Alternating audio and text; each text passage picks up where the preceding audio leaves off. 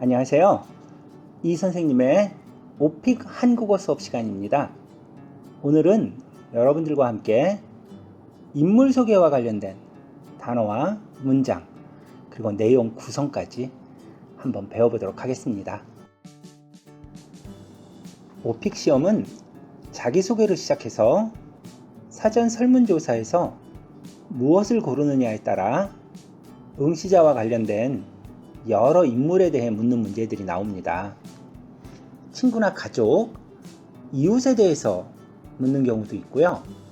학생이라고 대답했다면 친구에 관해 묻는 질문이 출제되고, 직장인이라고 대답한 경우에는 직장 동료 및 상사에 관해 묻는 질문이 자주 출제되고 있습니다. 인물에 대해서 출제될 때에는 사람을 묘사하라고 하거나 두 사람의 관계에 대해 질문하기도 하니까 자주 출제되는 문제 유형을 정리해서 연습해 두는 것이 좋습니다. 오늘은 친구와 관련된 질문에 대해서 한번 공부해 보도록 하겠는데요. 자, 문제는 당신의 가장 친한 친구에 대해 말해 주세요. 친구는 어떤 사람인가요? 당신은 어떻게 그 사람과 친구가 되었나요? 라는 비교적 간단한 질문이에요. 자, 그런데 여기서 여러분들이 꼭 알아두셔야 할 거는요, 이 질문을 정확하게 이해해야 한다는 거예요. 친구는 어떤 사람인가요? 라고 물었고요. 그 다음에 당신은 어떻게 그 사람과 친구가 되었나요? 하고 물어봤어요. 자, 그러니까 우리가 친구에 대해서 이야기를 하고 또 그 사람과 친구가 되게 된 계기, 이러한 것들에 대해서 꼭 이야기를 해야 되는 문제입니다. 제일 먼저 내용을 그래서 구성해야 되겠죠? 자, 친구가 어떤 사람인가요? 라고 물어봤어요. 그러면 먼저 친구의 외모에 대해서 이야기할 수 있겠죠? 그 다음에 친구가 어떤 사람인가요? 라고 설명을 하려면 그 사람의 성격을 알아서 설명하는 게 좋겠죠. 자, 그리고 마지막으로 당신은 그 사람과 친구가 어떻게 되었나요? 라는 거예요. 그러니까 친구를 만나게 된 계기에 대해서 꼭 이야기를 해야 되겠죠. 보통 응시자들이 친구라는 단어만 듣고 그냥 친구에 대해서 이야기를 하고 내 친구가 좋아하는 것은 이런 것이다 라고 대답하는 경우가 있어요. 그런데 항상 질문을 끝까지 듣고 질문의 의도를 이해하셔야 돼요. 여기서는 당신은 어떻게 그 사람과 친구가 되었나요? 하고 물어봤어요. 그래서 그 사람을 처음 만나서 어떠한 이유 때문에 친구가 되었나를 꼭 설명해 주셔야 합니다. 자, 다음은 우리가 보통 친구에 대해서 이야기할 때 꼭 친구뿐만이 아니에요. 여러분들의 가족이나 이웃 혹은 직장 동료 및 상사를 묘사할 때도 가장 필요한 핵심 단어들이 되겠는데요. 오늘은 두 가지로 나누어서 한번 공부해 보도록 하겠습니다. 제일 먼저 외모 그리고 성격에 대해서 한번 이야기해 보겠는데요. 자, 외모는 제일 먼저 키가 작은, 키가 큰, 제 친구는 키가 작은 편입니다. 혹은 키가 큰 편입니다. 이런 식으로. 자, 키가 작다, 키가 크다. 혹은 마른, 날씬한, 통통한, 평범한. 이러한 것들이 있는데 이건 그 사람의 체형에 대해서 나오는 거죠. 보통 말랐다, 날씬하다, 통통하다, 평범하다, 이러한 여러 가지 단어들이 있는데 여러분 친구에 해당하는 걸 사용하시면 됩니다. 그 다음에는 또 우리가 머리에 대해서도 이야기할 수가 있어요. 머리가 길다, 짧다, 머리가 혹은 곱슬머리다, 아니면 파마머리다, 또 생머리다, 이런 식으로 그 사람의 외모에 대해서 키, 체격, 그리고 머리까지 이야기할 수 있다면 좋겠죠. 그 다음에는 안경을 끼다 혹은 뭐 안경을 쓰다, 이렇게 안경을 그 사람이 썼으면 제 친구는 안경을 쓰고 짧은 머리에 날씬한 체격을 가진 키가 큰 사람입니다. 이런 식으로 여러분들이 문장을 만들 수 있겠죠. 그래서 친구 혹은 뭐 가족 또 직장 동료들을 설명할 때 어떠한 단어들을 사용해서 외모를 표현할 것인가, 이러한 외모와 관련된 단어들을 알아두세요. 그 다음 중요한 건 성격이에요. 사람은 누구나 어떤 특징이 있어요. 그리고 이 성격을 이야기하게 된다면 제 친구는 이러이러한 성격을 갖고 있기 때문에 나는 이 친구를 좋아하게 되었다. 혹은 내 친구는 이러이러한 성격이기 때문에 나와 성격이 아주 잘 맞는다. 이런 식으로 친구의 성격에 대해서 이야기할 수 있으면 좋겠죠. 그래서 성격을 표현하기 위해서 필요한 단어들은 여러 가지가 있지만 그 중에 대표적인 걸로 외향적인, 내성적인. 자, 외향적이다. 항상 활발하고 말도 잘하고 이러한 사람들. 내성적이다. 별로 말이 없고 조용한. 자, 이러한 것들을 표현할 수 있도록 이런 단어들을 알고 있어야 되고요. 의욕을 가진, 모든 일에 의욕을 가지고 열심히 한다. 아주 활발한, 조용한, 꼼꼼한, 이러한 단어들을 여러분들이 자유롭게 사용하셔서 성격을 표현할 수 있으셔야 돼요. 그리고 근면한, 또 열정적인, 적극적인, 이러한 단어들도 쓸 수 있고요. 일을 할 때 아주 근면하다. 그리고 적극적으로 모든 일을 한다. 이런 식의 문장을 만들 수 있으시면 더 좋겠어요. 그리고 긍정적인, 낙천적인, 또 사교적인, 사교적이다. 사람들을 사귀는 것을 좋아한다. 이런 식으로 기본적으로 친구를 설명할 수 있는, 혹은 꼭 친구가 아니더라도 가족이나 직장 동료들까지도 설명을 할 수 있는 이러한 단어들은 꼭 기억하시고 이러한 단어들을 사용해서 문장을 만들어서 내 친구에 대해서 설명할 수 있도록 열심히 공부하도록 하세요. 자, 다음은 앞에서 배운 단어를 가지고 한번 문장을 만들어 볼까요? 제일 먼저 직업과 아무래도 외모에 대해서 이야기를 하게 되겠죠.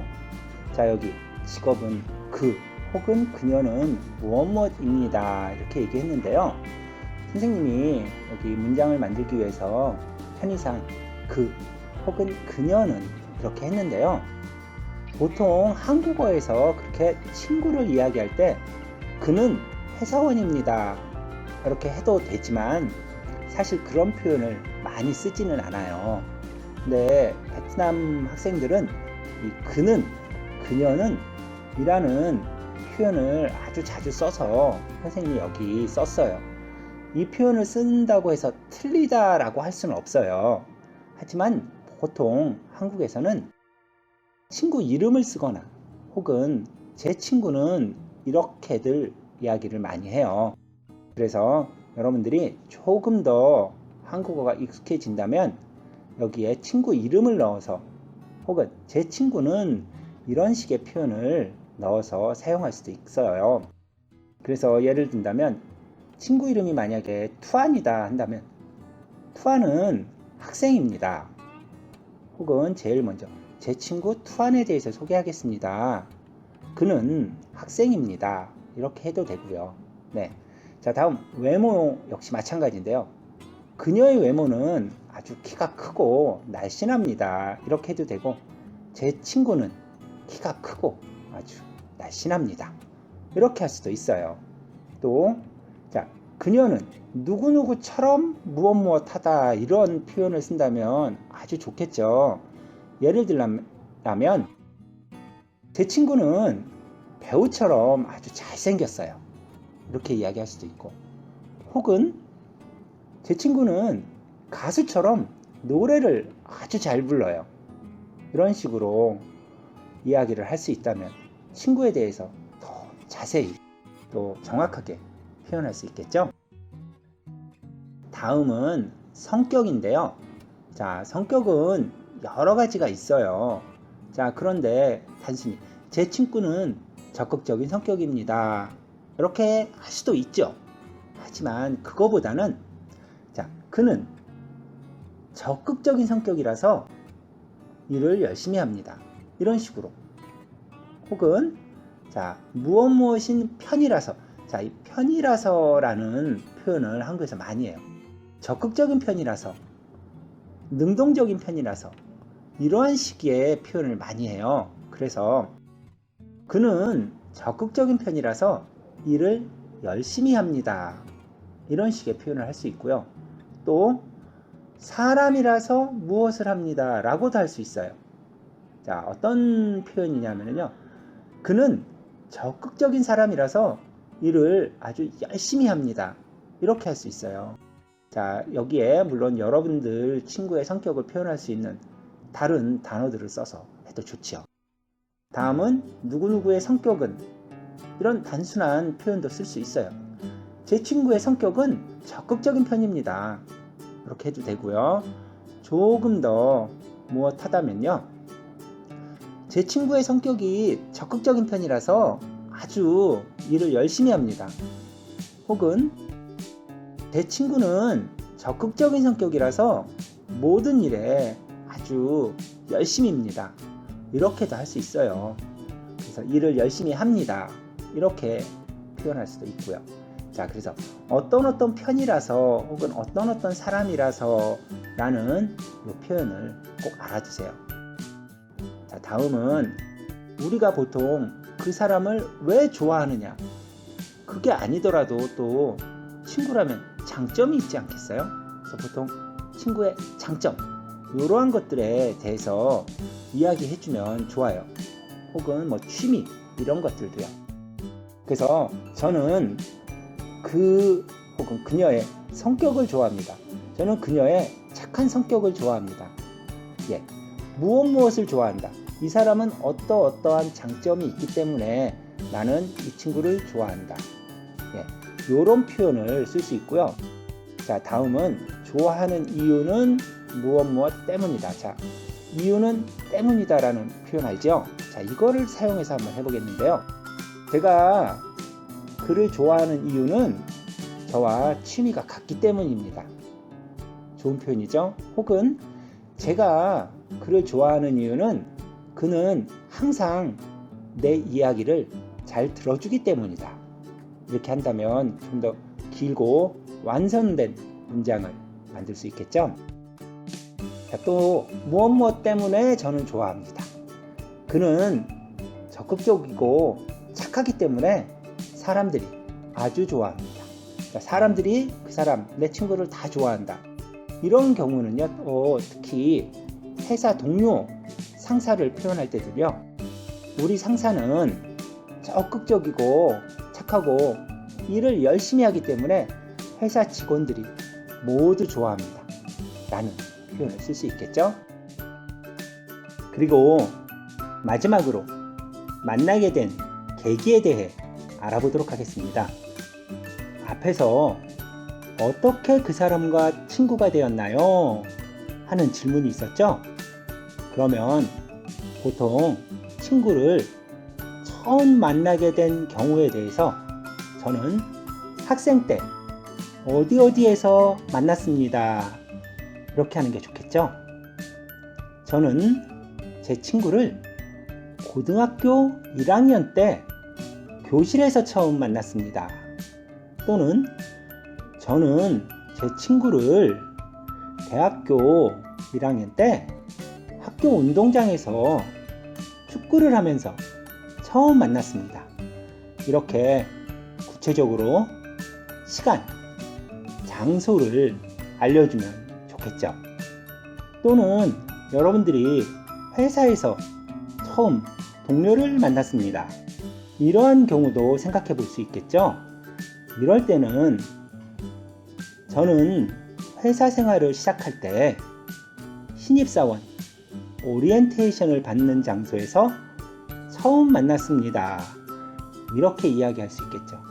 혹은 저는 회사에 처음 출근해서 사무실에서 제 옆자리에 있는 누구누구 씨를 처음 알게 되었습니다. 이렇게 이야기하면 되겠습니다. 처음 만나게 된 계기, 어렵지 않으니까 구체적으로 시간과 장소를 정해서 이야기하면 되겠습니다. 오늘은 이상으로 여러분들이 인물 소개할 때 어떠한 단어와 문장을 사용해서 인물을 표현하면 좋을까라는 고민을 많이 하는데요. 인물 소개에 대해서 공부해 보았습니다. 여러분들에게 맞는 스토리를 만드시고 거기에 해당하는 단어들을 넣어서 문장을 만들고 열심히 연습해 보세요. 지금까지 이 선생님의 오픽 한국어 수업 시간이었습니다. 여러분 오늘 하루도 즐겁게 보내시고 다음 시간에 만나요.